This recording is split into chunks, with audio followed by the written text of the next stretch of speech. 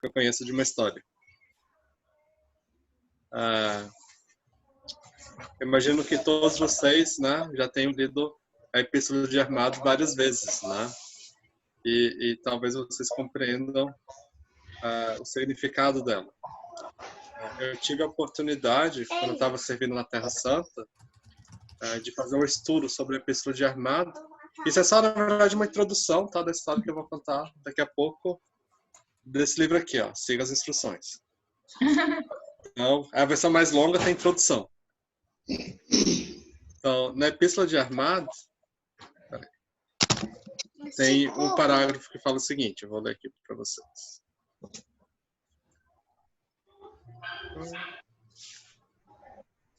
Tchau, papai. O Jorge aqui tá dando tchau para mim. Toda hora que eu sento no computador para entrar numa reunião, ele quer participar também. Então, na Epístola de Armado tem um parágrafo que fala assim: assim, dessa prisão, o roxinol dirige-vos o seu chamado. Cabe-lhe apenas transmitir essa mensagem clara. Se alguém quiser, que se desvie deste conselho. E quem quiser, que escolha o caminho ao seu Senhor.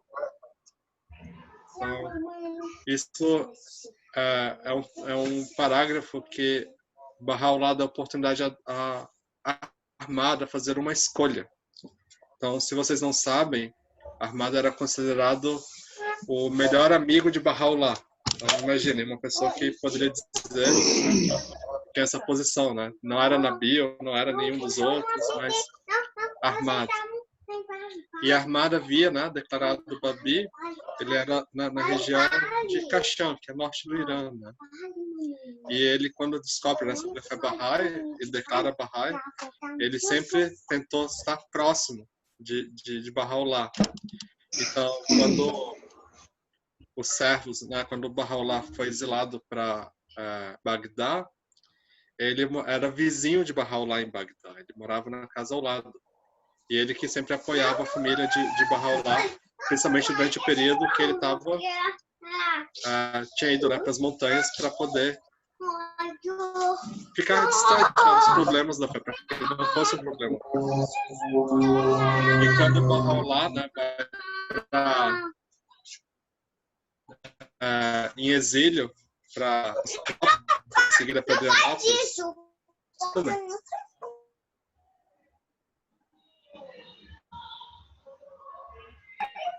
desculpem. Ele, quando Bahá'u'lláh, né, vai em exílio para Constantinopla, Adrianópolis, todos os Bahá'ís que não haviam ido com ele eram aqueles trabalhosos, não eram os mais firmes, os mais fiéis. Esse Bahá'u'lláh poderia deixar lá em Bagdá sem causar nenhum dano na fé Bahá'í, né? Então, ele tinha levado todos os trabalhosos com ele para Adrianópolis. Quando ele vai e revela, né, a Epístola de Armado, é um momento em que Armado decide ir atrás de Bahá'u'lláh, porque ele sabia que Bahá'u'lláh estava passando por muitas provações, por muitos sofrimentos lá em Constantinopla e seguindo em Adrianópolis, né? Então, é um momento em que o próprio irmão de Bahá'u'lláh, né, ele vai e envenena também a Bahá'u'lláh, e é realmente um dos momentos mais difíceis, né, na vida de Bahá'u'lláh. E o Adrianópolis, né, recebe esse título na Epístola de Armado de a mais remota prisão, né, que é o ponto mais distante do exílio de Bahá'u'lláh a Teherã, né? Então, é o lugar mais distante que ele esteve na sua vida de Teherã. E aí, Armado está no caminho para ir visitar a Bahá'u'lláh, e Bahá'u'lláh vai e escreve esse parágrafo, né? Foi pedindo para ele para transmitir essa mensagem clara, ou então para que ele escolha o seu caminho ao seu Senhor. Então, os Bahá'ís no Irã estavam passando por muitas provações nesse período, né? Então, tinha 1 ano e meio que Bahá'u'lláh havia revelado sua missão como mensageiro da causa, que ele era o prometido que o Bab tinha falado. Então, Armado tinha a escolha de ir para a Pérsia, ensinar a mensagem, né, que está na Epístola de Armado, falar sobre que o o que Baha'u'llah está fazendo era justamente a confirmação do que estava escrito no Bayan, ou então ele podia seguir a viagem dele, né, escolher seu caminho ao seu Senhor e chegar à presença de Baha'u'llah, né?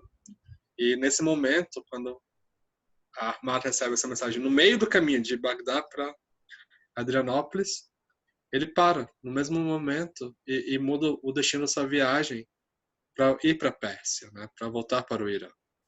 Então, uma das coisas que é pedido para a gente como Baha'is é sempre poder ensinar a fé, né? Acho que é uma das coisas mais importantes que a gente pode fazer. E Ahmad, ele pediu para Baha'u'llah, obviamente, por isso que ele queria ser Marte, né? E isso foi negado a ele. E Baha'u'llah fala que o serviço dele, né, equivalia a 1000 martírios, né? Então a gente tem essa oportunidade hoje de também, né, quem recitar essa epístola, né, tem esse mesmo privilégio, quem compreender ela verdadeiramente também. Então, e Ahmad vive até os seus 107 anos, mais ou menos, sempre servindo e ensinando a fé.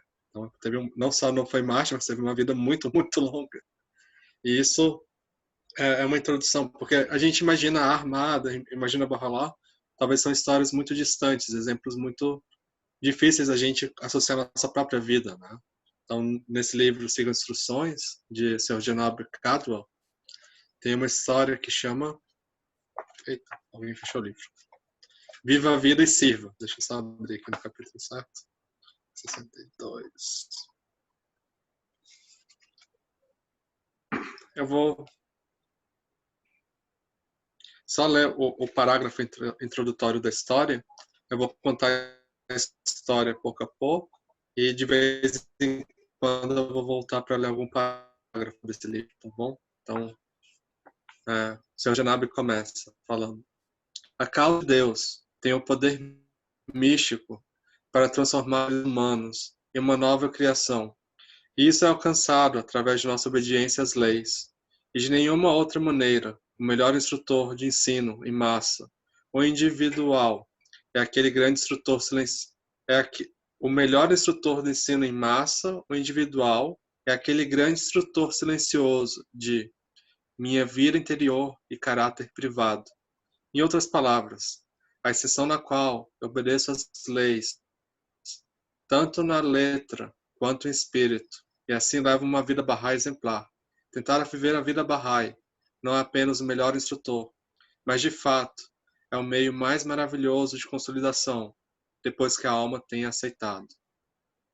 Chogyam Effendi diz: não pela força dos números, não pela mera exposição de um conjunto de princípios novos e nobres, não por uma campanha organizada de ensino, não importa quão abrangente, elaborado em seu caráter, nem mesmo pela firmeza de nossa fé ou a exaltação de nosso entusiasmo.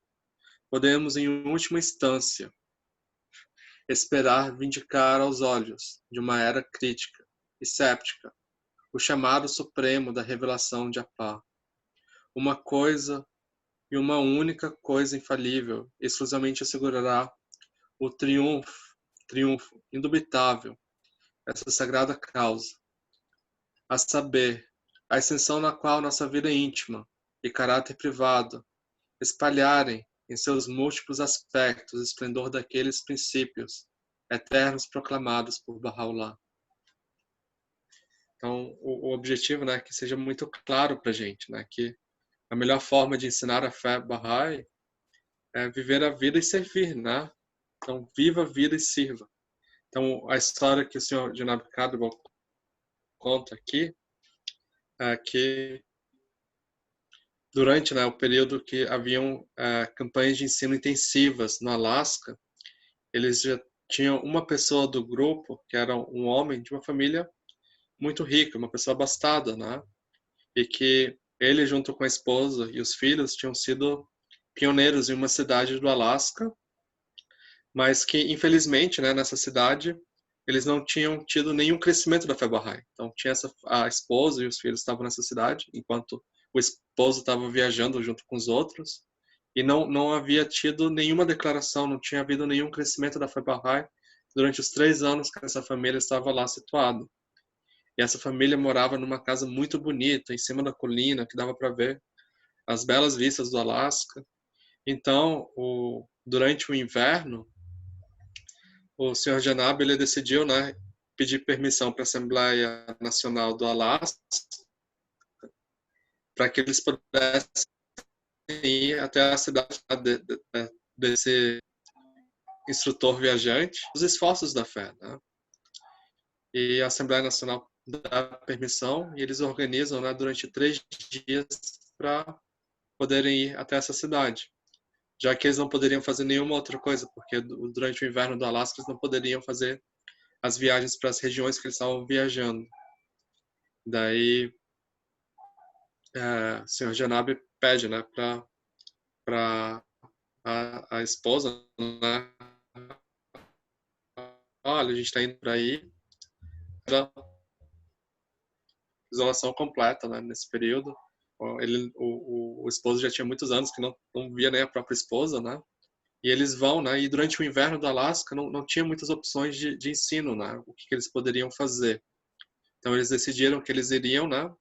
De porta em porta e convidariam as pessoas para irem para o grande salão que tinha na cidade, né? Para esse salão público. Vão lá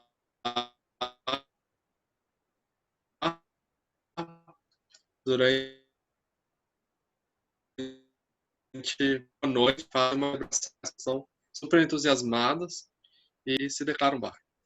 Eu gostaria de ler só mais um parágrafo aqui agora, para esclarecer um ponto muito importante, né? Que sobre a questão do ensino, né? Então, depois da música, da palestra, convidávamos a cidade inteira para encher os cartões. E naquela noite, recolhemos 19 cartões assinados. Devo fazer uma digressão deste tema por um momento e esclarecer que esse tipo de ensino não é ensino em massa, nem mesmo atinge as massas. É coleção de cartões em massa e não coleção de corações. Ensino em massa verdadeiro sempre surge com o um a um, olho a olho, joelho a joelho e coração a coração.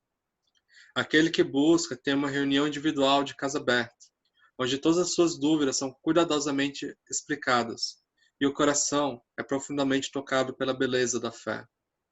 Aprendemos bem, na dura escola da experiência, que se você apenas sair coletando cartões e não tentar realmente ensinar uma grande quantidade de tempo, dinheiro e energia dissipada e perdida, tentando concentrar a bagunça resultante. Uma bagunça é o que geralmente é. Então, né, infelizmente, essa estratégia de ensino, né, não era mais eficaz, mas era uma coisa que era muito feita antigamente. Até hoje, às vezes, a gente faz, que era convidar as pessoas, né, para esse salão grande, fazer uma palestra e todo mundo declarar, mas, infelizmente, isso não resultava, né, que era realmente essas pessoas tinham sido tocadas, que realmente tinham declarado Barrais. E esse ponto é importante, porque após, né, essa grande atividade que as pessoas declaram Barrais, o senhor Janab pega esses 19 cartões de declarações e dá para a esposa desse instrutor, fala, toma. E esse grupo de instrutores que estava nessa cidade por apenas 3 dias vão embora, né? E após uma semana, né, que esse grupo tinha ido embora, a esposa desse instrutor liga, fala, senhor Janab, o que eu faço com esses cartões de declaração? O que eu faço com isso, né? Daí o seu Janab vira para ela e fala, né, no telefone, tente visitá-los, né? Tipo, não sabia o que fazer nessa época ainda, né? Tipo, tente conversar com eles, visitá-los. Daí essa instrutora vai, bate de porta em porta durante 1 ou 2 semanas, não sei quanto tempo levou, e liga de novo para seu Janab. E essa senhora, né, muito triste, com uma tristeza muito grande no coração, fala, seu Janab, essas pessoas, muitos deles nem abriram a porta para mim. Um até falou que ele nem se interessava por religião e não sabe por qual motivo que ele foi e assinou esse cartão de declaração. Eles, nesse frio, eles não deixaram nem entrar em casa, nem abrir a porta para mim. O que eu faço, senhor Janab? Daí seu Janab, não sabendo exatamente o que responder, né? Ele vai e responde, né? Tente ser um amigo para eles. E daí seu Janab fica muito tempo sem receber nenhuma notícia dessa senhora, absolutamente nada, né? E, e após vários meses, né, seu Janab com aquele pesar no coração, tipo, eu devo ter partido o coração dessa pessoa, né? Eu devo ter feito alguma coisa terrível, que esse coração nunca mais vai poder ser reparado, né? E daí seu Janab começa a organizar uma viagem de ensino mais longa para essa cidade, para ver se ele poderia, né, apoiar ela de alguma forma, porque ele realmente se sentia culpado. E ele vai e liga para a senhora, né? Fala, eu tô indo, né, para eu queria, né, receber já a permissão da Assembleia Nacional para que eu possa ir com um grupo de instrutores novamente. Você vai poder passar 10 dias com seu marido, né? A propaganda dele era tipo, talvez você não me queira ir, mas você vai ter seu marido durante 10 dias. Se a gente pode, né, tá apoiando, né, as atividades que estão acontecendo aí. Daí, nesse momento, a senhora vai e pergunta para o seu Janab, você quer reunir com a Assembleia Local ou com toda a comunidade? Daí o seu Janab fica assustado, né? Tipo, como assim? Tipo, ele não sabia, né, que tinha já até uma Assembleia Local na cidade. E o seu Janab responde, não, eu quero reunir com toda a comunidade.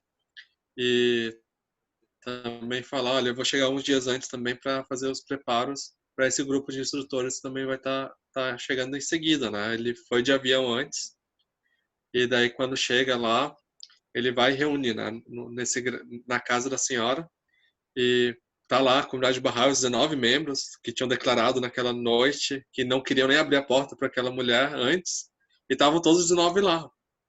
E o Sr. Janab faz uma nota ali que mesmo na década de 20, de 30 do século passado, para se declarar Bahá'í naquela época, precisavam fazer uma prova. Tinham que ler 7 livros e fazer uma prova. E mesmo nessa época, não tinha 100% de aprovação. Tipo, 100% das pessoas que se declaravam Bahá'ís iam para uma reunião. Então, tipo, ele estava impressionado. O que foi que aconteceu? Que todos os 19 estão aqui, 100% das pessoas estão aqui, né? E o seu Genabro fica lá na reunião de oração, todo mundo ajudando na cozinha, tipo, como se fosse uma grande família mesmo. E daí, no momento que a senhora vai para a cozinha para fazer alguma coisa, ele vira para a pessoa e pergunta, né? Mas o que é que aconteceu? Que estão todos vocês aqui, tipo, ele estava surpreso de ver todos aqueles 19 pessoas, né? Daí um homem vai e responde, seu Janab, essa senhora é um anjo. Eu estava no ano passado, né? Tava num bar, tava bebendo muito, tava muito embriagado. Daí na hora de fechar o bar, eu tinha que ir embora para casa, só que tava nevando, tava muito frio e eu tava sentindo que eu tava com muito sono, que de repente eu ia cair no sono no meio da rua e eu sabia que se eu caísse no sono ali no meio da rua, eu ia morrer congelado. E eu, mesmo sabendo que eu não podia cair no sono lá, eu não conseguia fazer nada a respeito, né? Daí, do nada, eu sinto uma senhora pegando, me puxando para dentro de um grande Cadillac. Ela me colocou dentro do carro, me levou para casa dela, me deu café até eu me esquentar e ficar sóbrio novamente. E enquanto eu tomava o café que ela preparava para mim, ela ia contando a bela história da vida de Bahá'u'lláh. Ela ia me contando as histórias de Bahá'u'lláh. E ela salvou minha vida. Eu devo minha vida a essa senhora. Ela é um anjo. Daí uma outra senhora começa a contar a história dela depois. Fala, eu um dia estava em casa e ela veio me visitar, só que eu falei que eu não queria receber ela. Eu queria fechar a porta na cara dela, mas ela falou, toma, esse aqui é o meu número de telefone. Se você precisar de absolutamente qualquer coisa, me ligue. Daí ela foi e guardou esse cartãozinho, né, no do mundo da casa dela. E depois de um tempo, ela acorda um dia de manhã com uma enxaqueca muito ruim, terrível. E que no momento que ela tenta, né, levantar da cama, ela sente que ela vai vomitar, que ela não conseguia nem levantar da cama. E ela precisava, né, cuidar dos filhos que tinham que ir para a escola, precisava cuidar do bebê que estava chorando, e ela não conseguia nem sair da cama. Ela disse que juntou todas as forças de energia dela e digitou o número de telefone e ligou para ela e disse que 10 minutos depois ela já estava na porta da casa dela. Que foi, arrumou as crianças para ir para a escola, alimentou as crianças, cuidou do bebê, limpou do bebê que provavelmente estava com a fralda suja, alguma coisa assim, que estava chorando muito. Limpou a cozinha dela, limpou a casa dela, preparou o jantar para quando o marido e os filhos chegassem em casa. E quando ela estava sentindo melhor, ficou contando a história da vida de Barral lá para ela. E depois foi embora para casa, né? Tipo, sem nada. E pessoa por pessoa foi contando relatos desse tipo, né? E todos os 19 estavam ali e todos eles estavam contando relatos desse tipo para eles, né? Para o senhor Janab. Né? Do Bahá fala, né?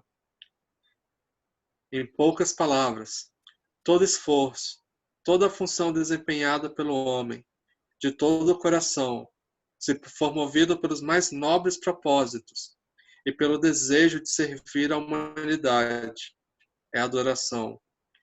Isto é adoração. Servir a humanidade, suprir as necessidades do povo. E Bahá'u'lláh fala: dize, ó irmãos, sejam atos e não palavras vosso adorno. E são realmente, né, as palavras que a gente tem que viver. E eu vou ler só o último parágrafo que o Sr. Janab escreve aqui nessa história. Assim, queridos amigos, se desejam 100% de sucesso nos seus esforços de consolidação, eis a única maneira pela qual vi isso acontecer. Uma das coisas que se destaca claramente aqui é que a causa de Deus sempre exigiu um alto grau de sacrifício, cujo fato é ilustrado pelo relato acima. Apenas imaginem essa elegante senhora, de elevada posição social, arrastando um bêbado para dentro de seu carro ou limpando a sujeira de outra pessoa. Então, parece, né, uma coisa muito sacrificiosa de fazer, né? Mas eu tenho certeza que essa senhora também fez tudo isso com muita alegria no coração, né? Porque o que é pedido pra gente é viver a vida, servir, né? O único conselho que o Sr. Janab deu para essa senhora é: seja um amigo para elas, né? E isso foi suficiente para que ela conseguisse fazer todo esse serviço que foi tão belo, tão lindo. Isso mostra a grande importância da amizade, da conversa significativa, né? Sim. Muito, muito linda a sua história. Essa história que você foi contar. Ai, que lindo! Muito lindo. Nossa. E isso foi legal de fazer, porque